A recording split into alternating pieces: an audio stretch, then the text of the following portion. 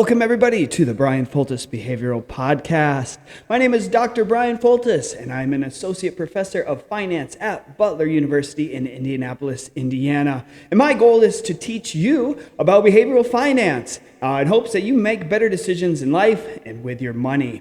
Today's episode is a continuation and a finalization on laying out various heuristics and biases. And when we finish out this episode, we're going to come back and talk about these biases and heuristics through a financial lens, through the lens of financial decision making. And we're going to continue on here. I am recording this podcast in the new house.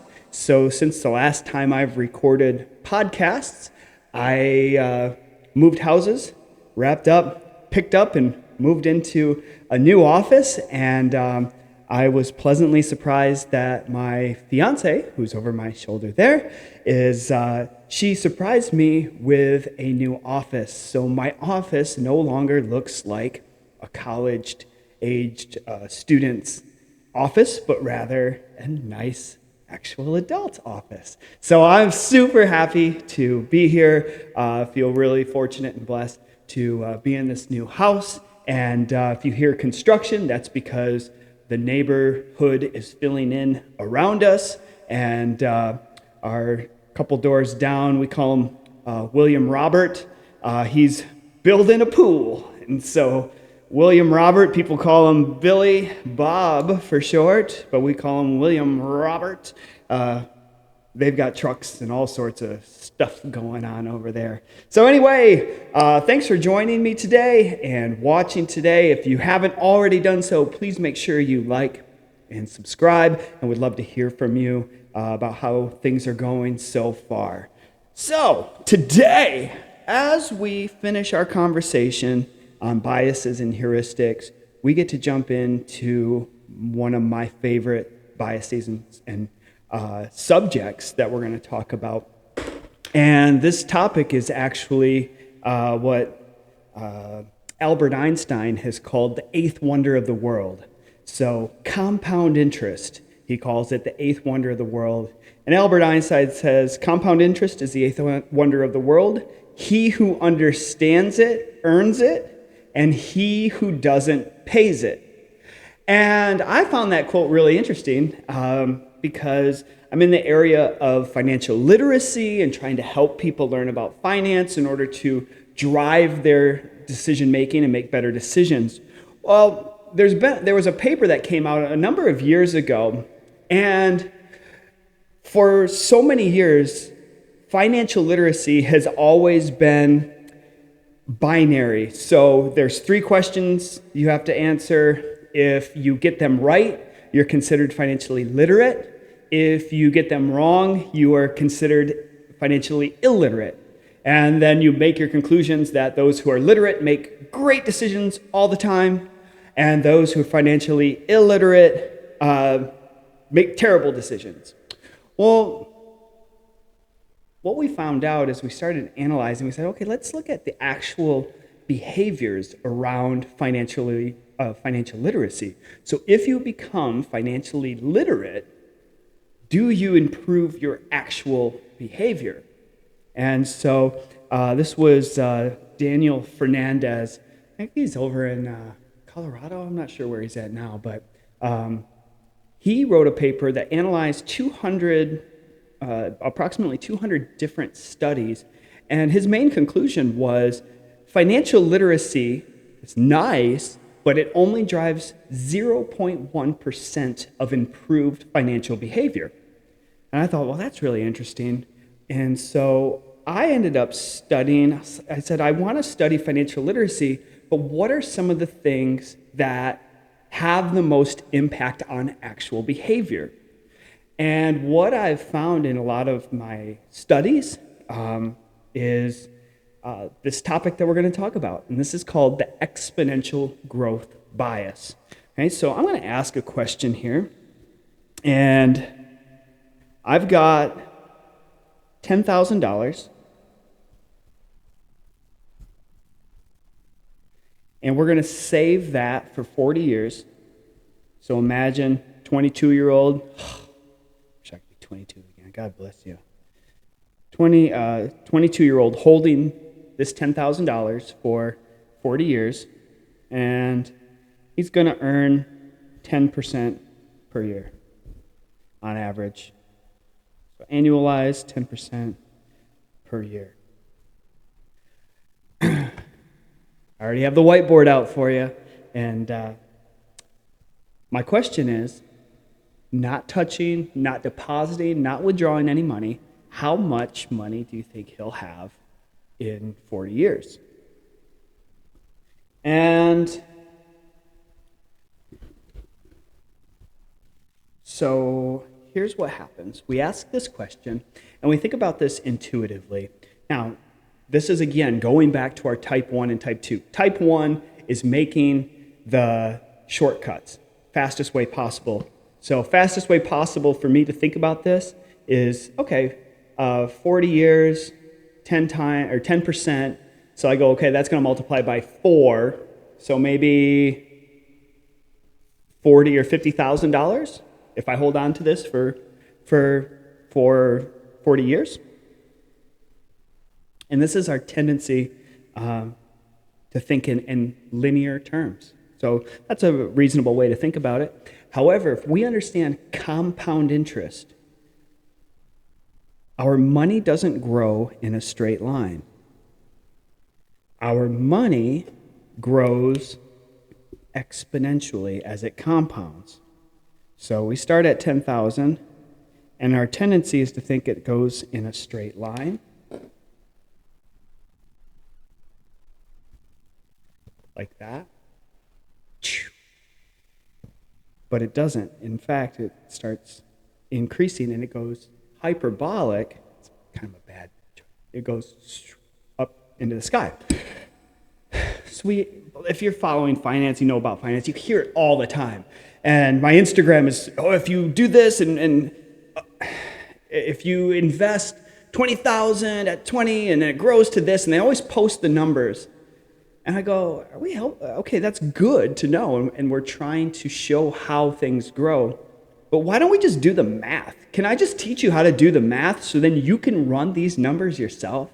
That's what I'm going to do. So, and we'll get to the final answer here. All this is future value equals present value times 1 plus our rate of return to the T time power. Right? This is all there is to it.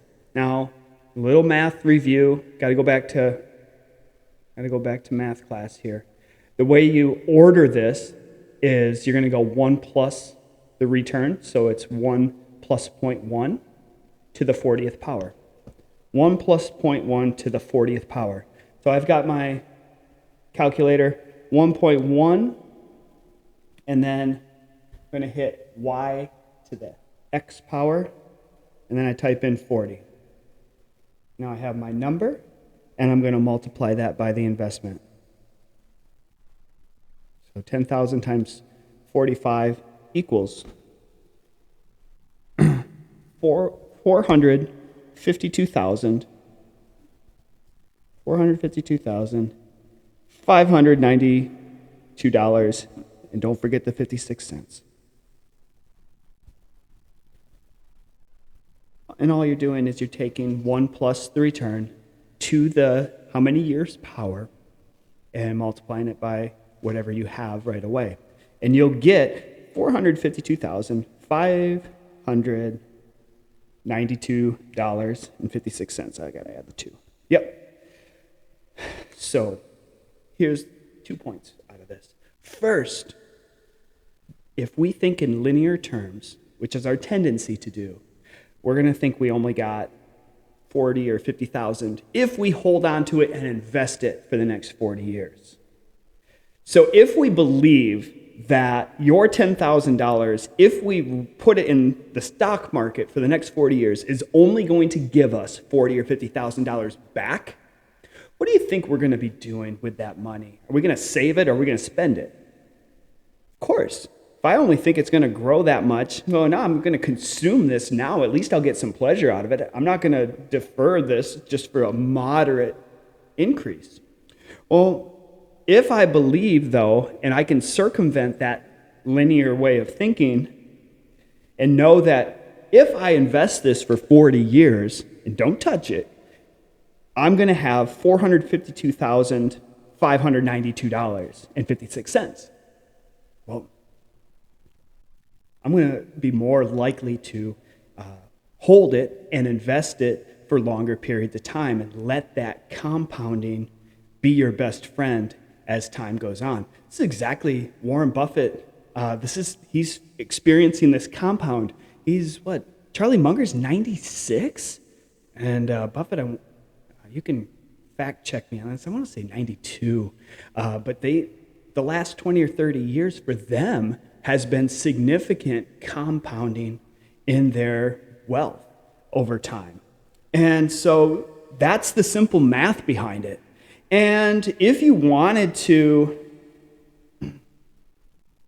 re-engineer, and once you get that foundation, you can re-engineer it and say, hey, I want to be a millionaire in 20 years,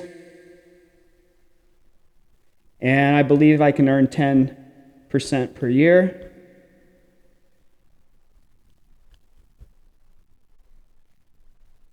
Actually, 20 years. What we'll do is we can go present value equals future value divided by the same 1 plus the rate to the t power. So the way it looks like for this now is going to be 1 million divided by 1.1 to the 20th power.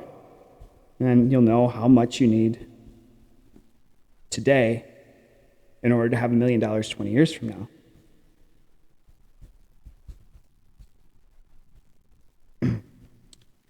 So once again, I'm going to type in 1.1 to the 20th power. And I'm going to take, so I get 6.727. Got a number of decimals. This is from my international finance class. We do a number of decimals out there for currencies. Nevertheless, 1 million divided by that number means that I'd need $148,000, $643.63 today in order to have that $1 million. So we did some math here, and I get pretty passionate about this particular subject because I understand, and we found this in a lot of the research that I do, experimental research. We found that learning this, exponential growth, drives savings behavior. And the point I'm trying to make is understanding that my money, if I save it for a long period of time, is going to grow exponentially, not linearly. You go, why is our default linear? And the intuition behind it is our upbringing. We were taught that things grow in straight lines. And my son, who's going into 8th grade, was doing 7th grade math. He says, Dad, we are learning about personal finance in math class. I was like, yes, that's awesome. We need more to do that. I'm like, let's learn about it. And so what are you looking at? Well, let's see the math. Because he needed some help on it. And it was this compounding growth. But you're supposed to calculate it in simple terms is what they call it. Simple terms is linearly. Like, oh my God. You're learning behavior, you're learning personal finance, and you're learning the wrong way. And what was frustrating to me about it is that if you type it up that way, then you're going to completely undershoot your estimates, and you're going to discourage anybody from wanting to invest anything long term. Anyway, let me know. This math that I showed you, do you believe this is way too hard, or you don't know how to use it? I'm entrenched in this subject, and so for me it's very second nature. And whenever I teach it, I do get the sense that people, oh, that's all there is to it. So if you're, you want to verify the content that you're watching on Instagram, or somebody talks about growth? Well, now you can either validate that or confirm or make up your own numbers. But the exponential growth bias is our tendency to linearize exponential problems. And once again, it leads us to less savings and more debt. And that goes right into what Albert Einstein said. He who understands it earns interest in compounding. He who doesn't pays it. So there's much more that we can do around this. In fact, I've got one more example that I want to show you, just the application of this exponential growth. While we're on the subject, let's talk about expense ratios or expense fees that you get for mutual funds, or mostly mutual funds. There are the biggest things. I went to Fidelity, a discount broker. That's where I used to work, and looked at their flagship. I love the Magellan Fund. That was the big fund. I just got to see what an actively managed fund is paying out for a discount broker, and they're paying 0.52% per year is their expense ratio. And the Magellan Fund is basically an actively managed large cap stock fund. So they're needing to be in stocks, invested in stocks. And so 0.52, this is FMAGX. And then I went and I looked at the Fidelity Zero Total Market Fund. Total Market Fund, this is FZROX. And this is touted as a zero expense. So 0.00. Now, what we're going to do is we're going to use the same example, and I'm going to ask you, same person starts out with $10,000 when you're 22 years old. Hold the fund for 40 years.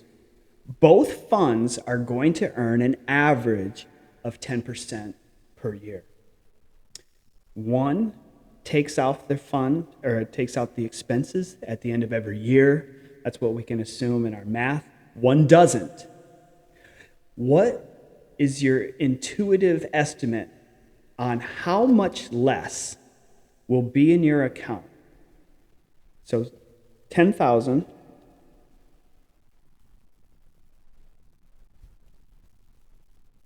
as a percentage. Let's just keep this simple as a percentage. How much less will be in your account? Now we have $10,000. We're not going to deposit or withdraw it. We're going to hold it for 40 years, and we're going to earn 10% per year. All right, so we're going to set up the first one. Their Magellan Fund is, the value that we're looking for is 10,000 times 1 plus 0.1 to the 40th power. 1 plus 0.1 minus the expense ratio. So now we're minus 0.0052 to the 40th power. So here, if you're watching this on YouTube, 10,000 times 1 plus 0.1 minus 0.0052 to the 40th power. So I'm going to punch that up and see what we get. 1 plus 0.1 minus 0.0052 to the 40th power times 10,000 gives me 374,000, and I'm just going to round it. $374,448. Okay, let's rerun this now one more time with no expenses. And let me know if there are hidden expenses on this Fidelity Zero. I'm interested. Total Market Fund, it's my assumption that they're not, but they could be doing something with the returns that are kind of compensating for something. I would love to hear from you if you know anything about that. But if we assume that they're not taking anything out, we have 10,000 times 1 plus 0.1 to the 40th power. And I wish I kept that number from before I erased it. But just a good chance to 1.1 to the 40th power times 10,000. I get 452,000.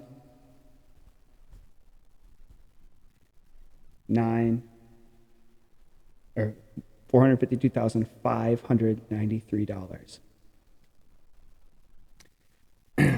A difference of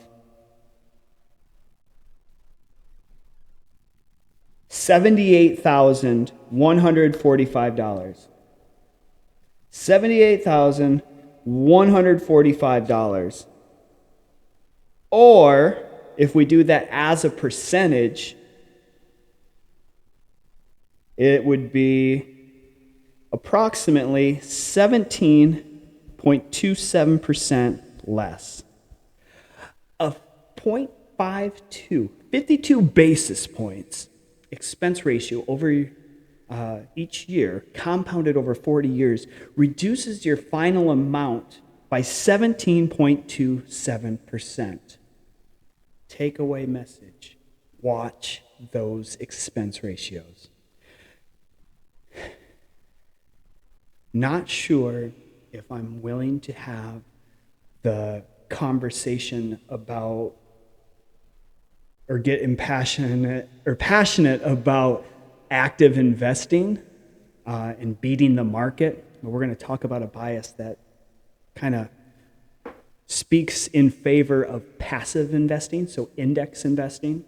And it's always funny because I write in publications about trading strategies, and we're looking at different ways to enhance our returns while minimizing our risks and all these different things.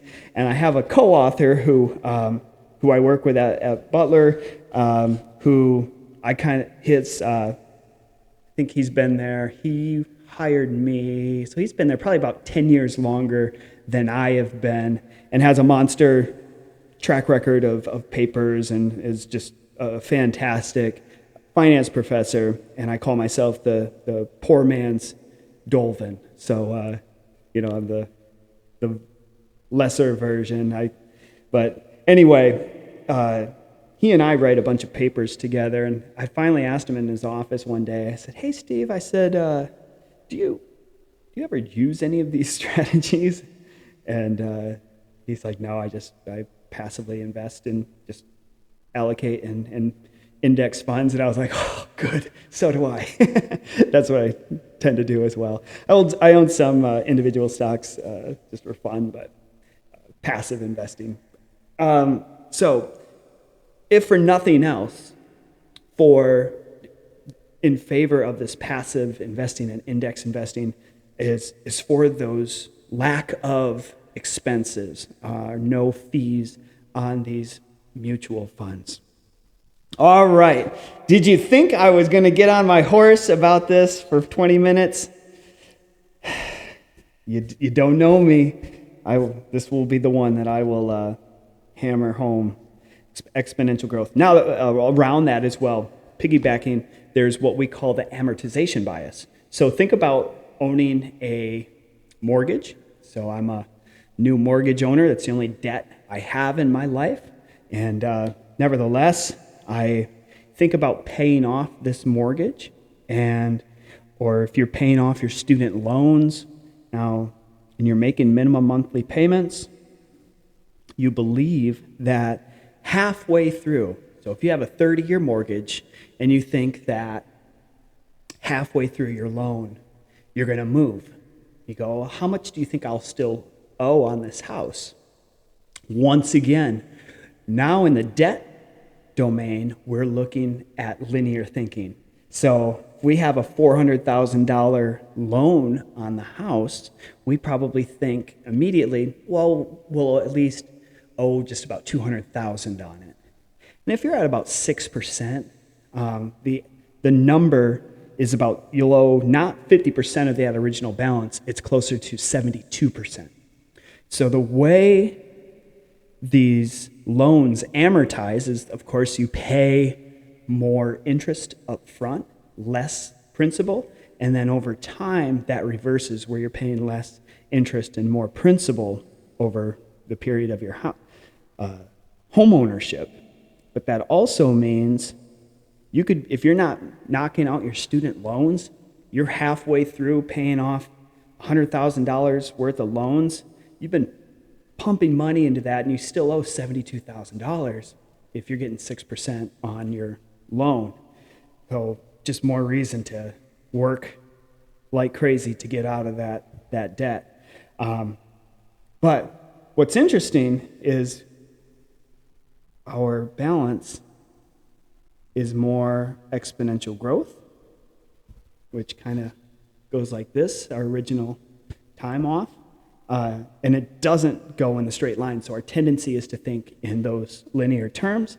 And this is actually something that we want to know more about or understand better, especially as Americans. We tend to move, on average, anywhere from every 4 to 5 years. And so if we're really playing this role, we have to understand I'm not getting a ton of equity if I'm actually doing that over time, because it's not a linear progress. In fact, if you go 5 years out, you're only making about a 5 to 6% dent out of your original amount. So that's the amortization bias. The next one we're going to talk about is this self-selection bias. So I'm always careful. We can't make broad observations or broad conclusions based on a lot of, when I'm teaching behavioral finance, the people who are in the room aren't necessarily going to be a representation of a broad sample of people. So we have finance majors. The backgrounds are not going to be what we call a representative sample. And what they also do, especially in my behavioral finance class, is that's an elective. And people elect to take this course as one of their finance electives because they find it interesting. We have a good time. It's a lot of fun. And it's not like, so my corporate finance class that I wrapped up last week is a class that everybody has to take. And so there's no self-selection into that. You're just kind of, whether you like it or not, every person at the business school has to take one of these courses, or a corporate finance class. And so you get people who are motivated and ready to get ahead in my summer course, and then you have some who are dreading it and have waited to the last second to take it or either retake it again. But in the behavioral, when everyone has self-selected into it, you can also think that, I just came up with an example here of, you say, everyone is interested in behavioral finance because 100% of my students stated that they love behavioral finance. And so you can make a biased, the sample is biased and is not representative of the overall community. As much as I would like everybody to be 100% loving behavioral finance, self-selection bias. And that's also the reason that I do think the grades are pretty high, because everyone wants to be there, everyone wants to learn. And if I make it interesting enough and engaging enough, then people learn it and they do well. So this nice positive cycle though, but it's all about their own selection. All right, finally, survivorship bias. Now this goes back to the conversation that we were going to have on the active manager investing a mutual fund or just the index fund, which doesn't have the expenses around it. Survivorship bias says concentrating or analyzing only on the people or things that made it past some selection process. They made it through some sort of selection process, while overlooking or eliminating from the analysis those who did not. So only analyzing those who have survived whatever particular analysis that is happening. So what we found is mutual funds. There was some reports saying, hey, active investing in mutual funds is the way to go. Look at all these outperformers. A large number, a large percentage of outperformers have outperformed the passive index funds or the market. And upon a little bit further analysis, you found out that they only analyzed mutual funds that had survived the whole time period that was analyzed, which means they eliminated the mutual funds that most likely or presumably performed poorly and went out of business. So of course, only the good mutual funds who outperformed stuck around. Those who did not, they just went out of business, or they renamed it, just kind of make it something else, and then they reset their track record. So survivorship bias, you have to be very, very careful when you're looking at some of these reports or results and understanding, hey, how was the data set, or what was analyzed, and was it manipulated in any way?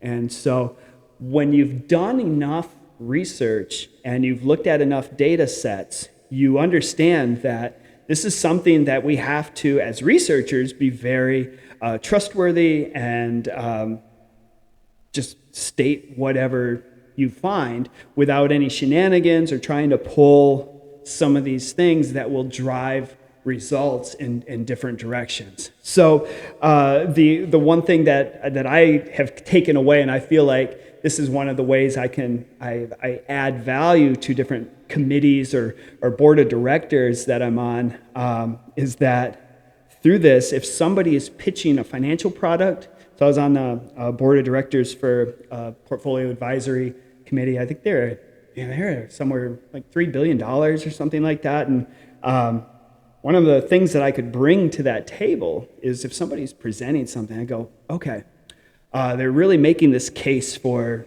their product and how well it's done. And so that everyone would smile because I would shoot my hand up. Whenever I shoot the hand up, oh, here we go. What's he going to ask now? What's he asking? And typically what I would try to ask is simply, in the best Midwestern way, is, hey, why, when you were analyzing this, why did you start your analysis at 2010 and go until now? Why didn't you, and how does this product behave in 2007, 2008, 2009? Oh, and see how they answer it. Sometimes there's a valid answer for that. They say, well, this product didn't exist until 2011, so that's when we started tracking this against the benchmark. Fair enough.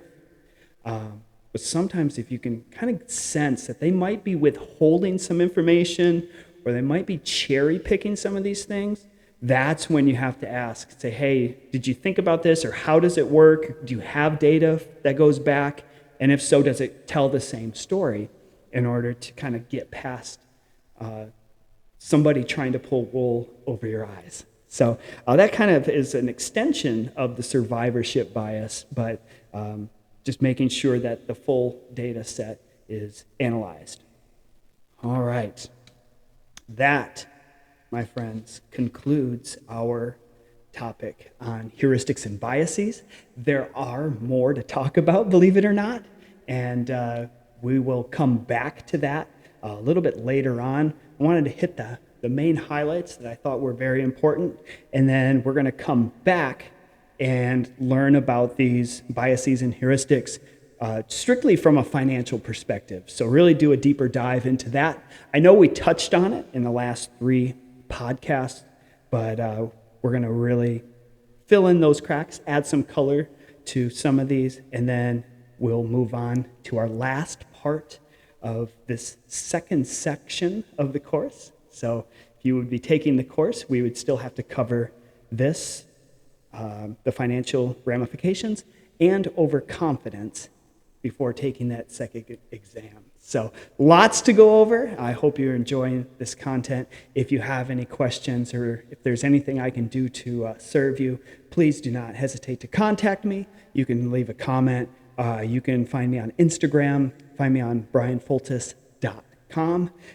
You would want me to come speak in any of your groups or seminars or congregations, conferences, do not hesitate to reach out as well. Love to talk about this, love to teach people about behavioral finance. So thanks again, everybody. Once again, if you haven't done it, please subscribe, and we'll see you next week. Take care. Bye.